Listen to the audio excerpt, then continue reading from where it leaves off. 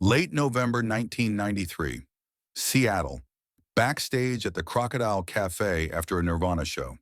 The venue was small, intimate, the kind of place where musicians ended up after official sets were done, where the real conversations happened away from cameras and crowds.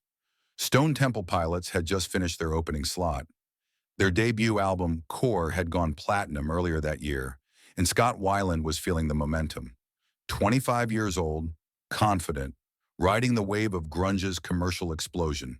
He moved through the cramped backstage area with the swagger of someone who believed he belonged at the center of everything.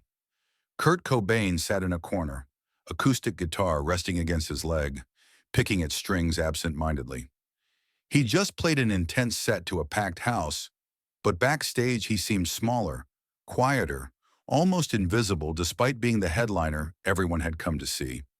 The backstage area was thick with cigarette smoke and the kind of tension that comes when too many egos occupy too small a space. Members of various bands milled around, roadies moved equipment, and music industry types networked in hushed conversations. Scott approached a group of musicians near the beer cooler, his voice carrying across the room. "You know what's funny about Kurt's singing?" Scott said, loud enough for several people to hear. "All that whining and mumbling, like this." He cleared his throat and launched into a cruel impression of Kurt's vocal style, exaggerating the nasality, turning the vulnerability in Kurt's voice into something weak and pathetic. A few people laughed uncomfortably. Someone told him to keep it down. Scott continued, emboldened by the attention.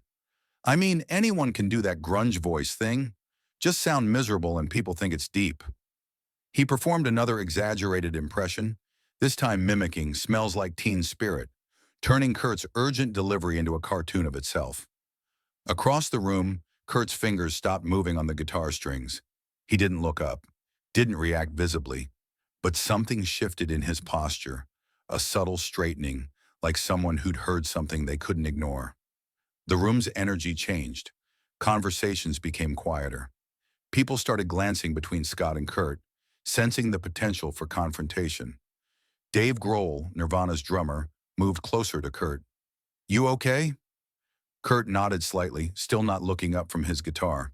His fingers resumed their quiet picking, finding a melody line, working through chord changes that seemed to emerge from somewhere deep. Chris Novoselic appeared from across the room. "What's going on?" "Nothing," Kurt said quietly, his voice barely audible above the background noise. Scott, either unaware of the tension he'd created or choosing to ignore it, continued his performance for his small audience. "The thing about real singing," he said, "is technique, range, control. Not just—" He attempted another impression, this time of "come as you are," turning Kurt's hypnotic delivery into something mocking and hollow. That's when Kurt stood up. He didn't announce anything, didn't make a speech, didn't call Scott out directly. He simply stood, adjusted his guitar strap, and moved toward the small platform area where bands sometimes played impromptu sets. The room gradually fell silent. People sensed something was about to happen. Kurt plugged his acoustic guitar into a small amp that was sitting nearby.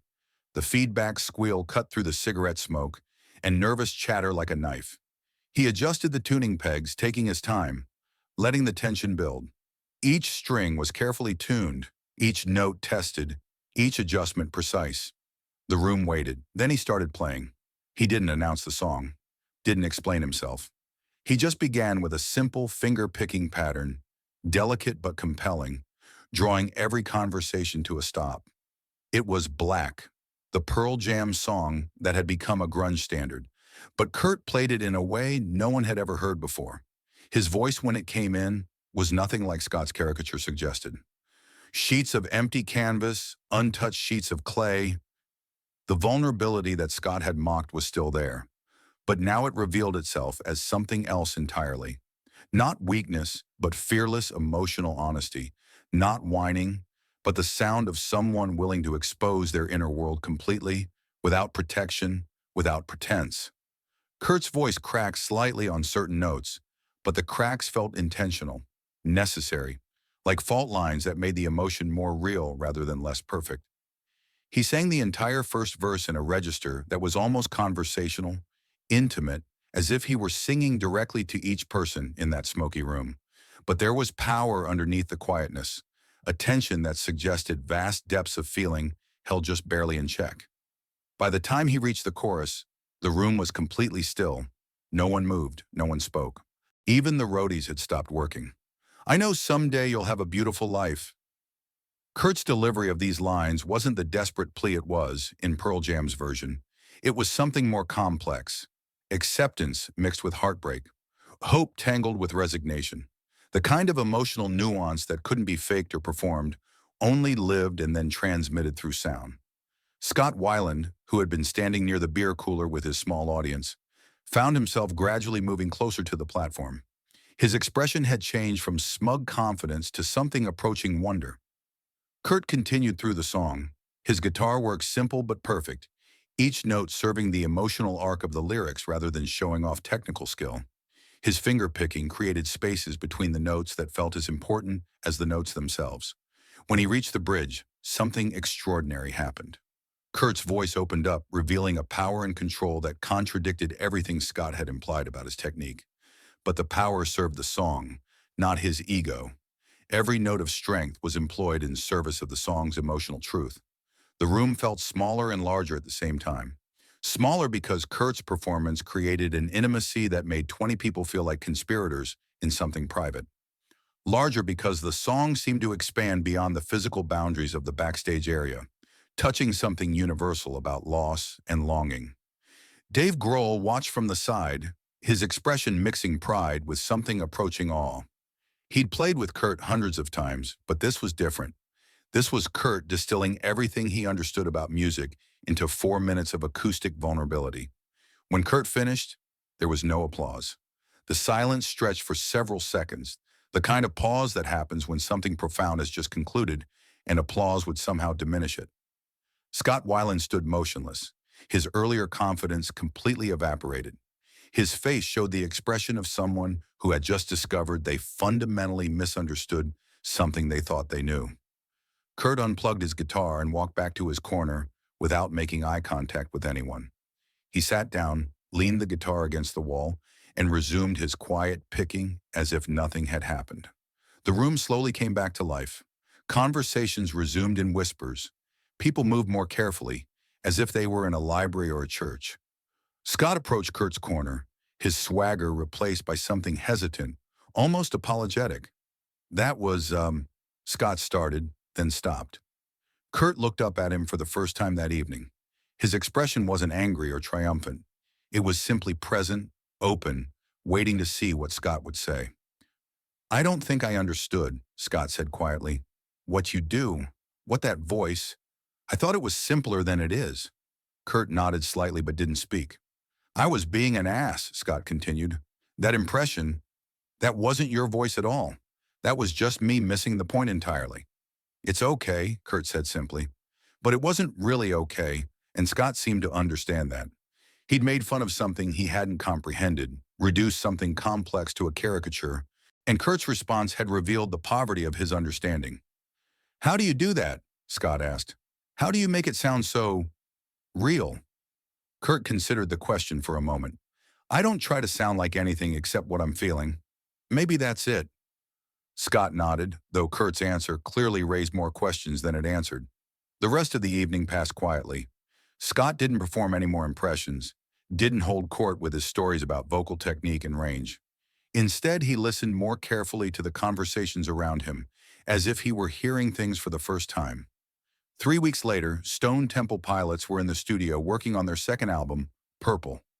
Scott approached the recording sessions differently, focusing less on technical showmanship and more on emotional authenticity. In a 1994 interview with Rolling Stone, he would say, "I learned something about singing from Kurt Cobain that night in Seattle. I thought his voice was limited because it wasn't like traditional rock singing, but limitation isn't the right word. Focus is better. He found a way to make his voice serve the songs instead of making the songs serve his voice." The interviewer asked what he meant. "I was showing off my range, hitting high notes because I could, doing vocal runs because they sounded impressive. But Kurt showed me that technique without emotional truth is just noise.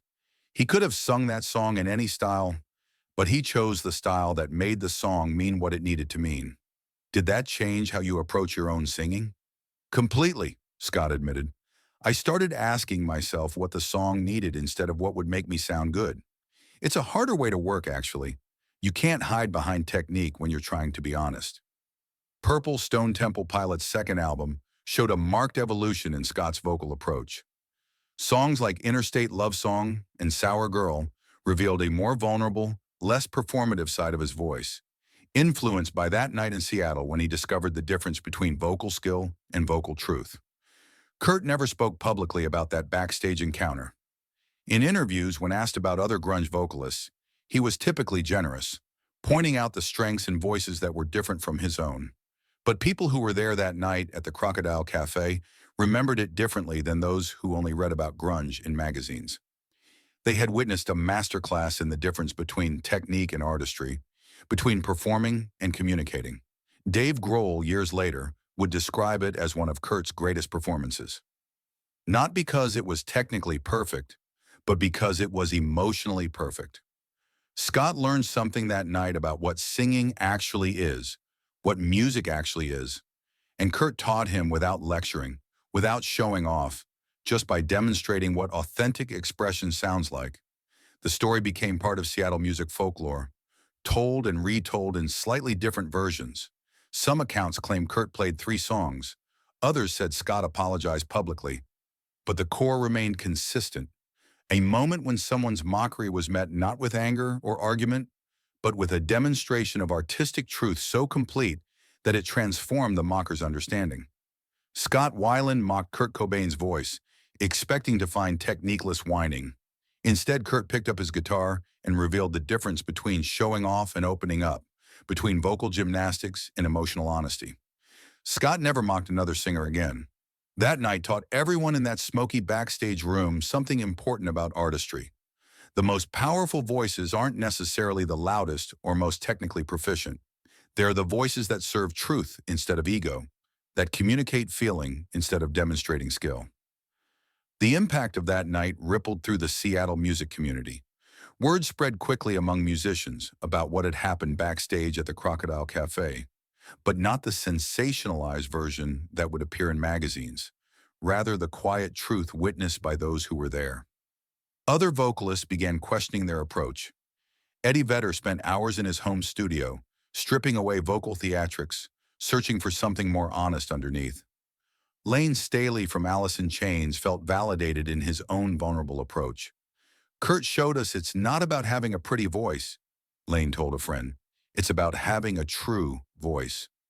Scott Weiland's transformation became profound. The man who had mocked vulnerability began embracing it.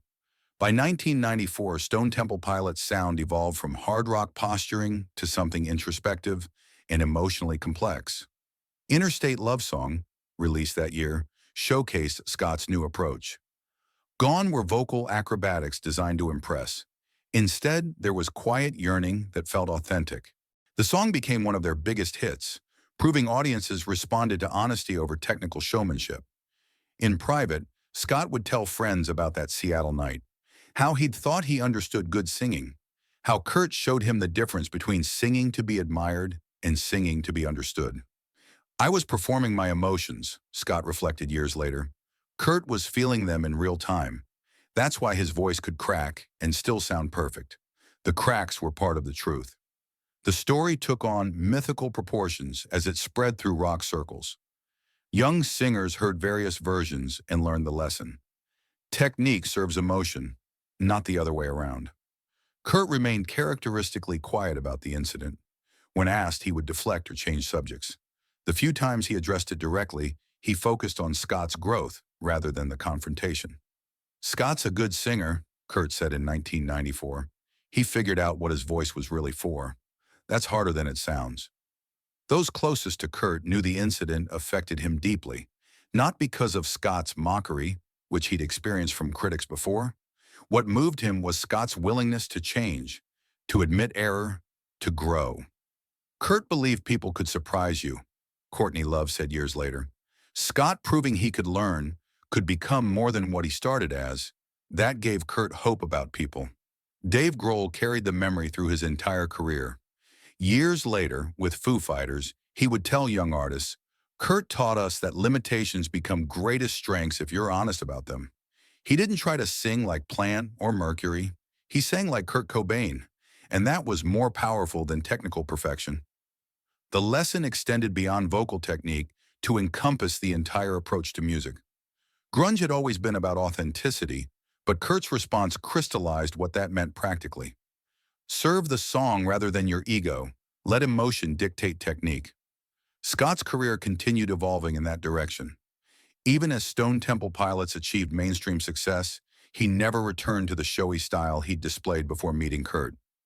His later work bore the influence of that lesson in authenticity. Kurt's death in 1994 gave the story additional weight. Scott found himself among the last to have learned directly from Kurt about artistic expression's true purpose. He took that responsibility seriously, mentoring younger musicians and always crediting Kurt. "He saved me from becoming a caricature," Scott said in 2003. "I was heading where technique would replace truth entirely. Kurt showed me what I was losing before I lost it completely." The backstage encounter became more than a story about two singers. It became a parable about performing versus communicating, impressing versus connecting, showing off versus opening up. Musicians who heard it understood it wasn't about vocal technique. It was about courage to be vulnerable publicly, to show real emotions instead of perform ones.